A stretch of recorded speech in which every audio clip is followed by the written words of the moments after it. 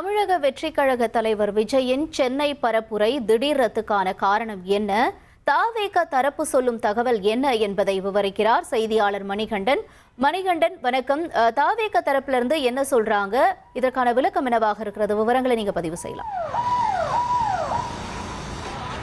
கடந்த மாதம் 30ஆம் தேதியிலிருந்தே தமிழக வெற்றிக் கழக தலைவர் விஜய் அவர்களுக்கான கட்சி வேட்பாளர்கள் ஆதரிக்கும் பரப்புரைகளை மேற்கொள்ள தொடங்கியிருந்தார். சென்னை பெரம்பூரில் அவர் நிற்கக்கூடிய தொகுதியிலிருந்து பரப்புரையை தொடங்கி கொளத்தூரில் அவரது கட்சியுடைய வேட்பாளர் VS பாபு ஆதரித்து பரப்புரை நடத்தி வில்லிவாக்கம் நோக்கி ஆதவர்ஜுனாவை ஆதரித்து பரப்புரை செல்வதாக திட்டமிடப்பட்டிருந்தது. அந்த நிலையில் உரிய பாதுகாப்பு அம்சங்கள் இல்லை என்பதை குற்றச்சாட்டாக வைத்து அந்த பரப்புரை என்பது பாதியிலே நிறுத்தப்பட்டது.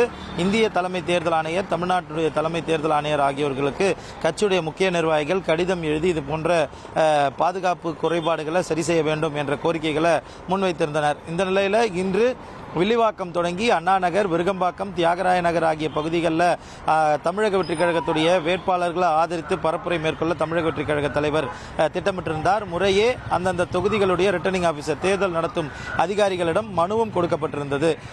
தேர்தல் நடத்தும் அதிகாரிகள் மனு அளித்ததற்கு பிறகாக காவல்துறை உள்ளிட்ட 13 துறை ரீதியிலான அனுமதிகளை பெற வேண்டும். முக்கியமாக காவல்துறையிடம் NOC பெற்று அதற்கு பிறகாக அதற்கான அனுமதியை கொடுக்க வேண்டும் என்று இருக்கிறது.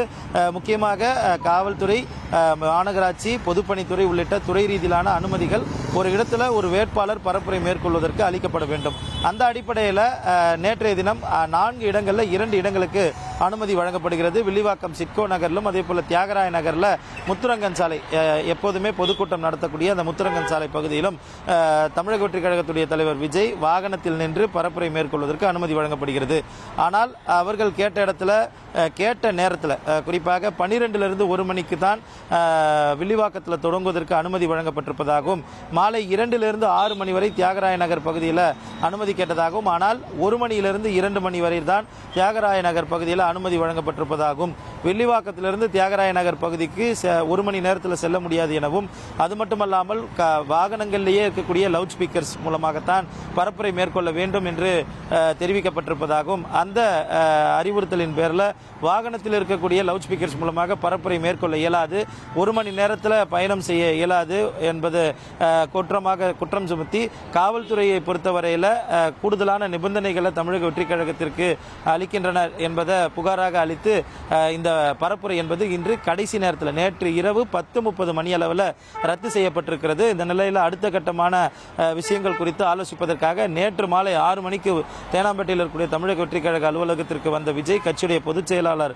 உசியானந்த் மற்றும் ஆதவ் அர்ஜுன் ஆகியோரிடம் கிட்டத்தட்ட 4 மணி நேரம் ஆலோசனையில் ஈடுபட்டிருக்கிறார். இது போன்ற கடைசி நேர குழப்பங்களை தவிர்ப்பது எப்படி, சட்ட ரீதியில் இருக்கக்கூடிய பிரச்சனைகளை அணுகுவது எப்படி, முறையாக அனுமதி பெறுவதற்கு மனுவில் குறிப்பிட வேண்டிய சாராம்சங்கள் என்ன, அடுத்த கட்டமாக மாவட்டம் தோறும் மாநிலம் முழுவதும் பயணம் செய்ய வேண்டியது இருக்கிறது, அதற்கான பயண திட்டம் என்னென்ன விரிவான ஒரு ஆலோசனையை கட்சியுடைய தலைவர் கட்சியுடைய மாநில முக்கிய நிர்வாகிகளிடம் ஆலோசனை நடத்தியிருக்கிறார். இந்த நிலையில் நாளை சைதாப்பேட்டை தொகுதியில் பரப்புரை மேற்கொள்வதற்கும் நேற்றைய தினம் கட்சியின் சார்பில் மனு என்பது தேர்தல் நடத்தும் அதிகாரியிடம் கொடுக்கப்பட்டிருக்கிறது. சைதாப்பேட்டையில் அரங்கநாதன் சுரங்கப்பாதை அருகே வாகனத்தில் நின்றவரை கட்சியுடைய வேட்பாளர் அருள் பிரகாசத்தை ஆதரித்து தமிழக வெற்றிக் கழக தலைவர் பரப்புரை மேற்கொள்ள இருக்கிறார்.